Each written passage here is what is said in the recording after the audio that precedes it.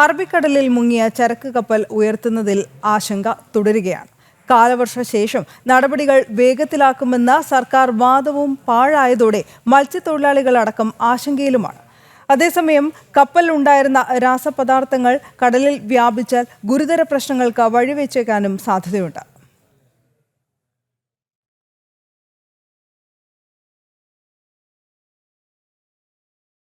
കൊച്ചി തീരത്ത് മുങ്ങിയ ചരക്ക് കപ്പലായ MSC ELSA-3 ഉയർത്തുന്നതിൽ ആശങ്ക തുടരുകയാണ്. ഈ മാസം 3-ന് നടപടികൾ ആരംഭിക്കുമെന്നറിയിച്ച മുഖ്യമന്ത്രിയുടെ വാക്ക് പാഴായി. കഴിഞ്ഞ മാസം 24-ന് കൊച്ചിയിൽ നിന്ന് 33 നോട്ടിക്കൽ മൈൽ അകലെ മുങ്ങിയ കപ്പലിൽ 600-ലധികം കണ്ടെയ്നറുകളാണ് ഉണ്ടായിരുന്നത്.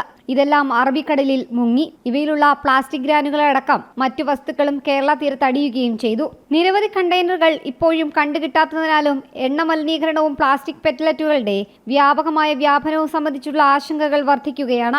ഇവ കണ്ടെടുക്കാനുള്ള ശ്രമങ്ങൾ ആരംഭിച്ചുവെന്ന് പറയുമ്പോഴും കപ്പൽ എന്നുയർത്തുമെന്നതിൽ വ്യക്തതയില്ല. സർക്കാർ പുറത്തുവിട്ട കണക്ക് പ്രകാരം 13 കണ്ടെയ്നറുകളിൽ കാൽസ്യം കാർബൈഡ് വെള്ളവുമായി ചേർന്നാൽ പെട്ടെന്ന് തീപിടിക്കുന്ന അസറ്റിലിൻ വാതകമാണെന്നും പറയപ്പെടുന്നു. 46 കണ്ടെയ്നറുകളിൽ തേങ്ങയും കശുവണ്ടിയുമാണ്. 60 കണ്ടെയ്നറിൽ പോളിമർ അസംസ്കൃത വസ്തുക്കളുമാണുള്ളത്. 39 എണ്ണത്തിൽ തുണി നിർമ്മിക്കാനുള്ള പഞ്ഞിയെന്നും സർക്കാർ പറയുന്നു. ഇതെല്ലാം പലതും ആരോഗ്യ പാരിസ്ഥിതിക പ്രശ്നങ്ങൾ ഉണ്ടാക്കുമെന്നാണ് വിലയിരുത്തൽ. കൂടാതെ കടലിൽ മുങ്ങിയ കണ്ടെയ്നറും കപ്പലും മത്സ്യത്തൊഴിലാളികൾക്ക് പ്രശ്നമെന്നിരിക്കെ ഇവ നീക്കുന്നതിലെ ആശയക്കുഴപ്പവും ആശങ്കയും തുടരുകയാണ്. ജനം, തിരുവനന്തപുരം.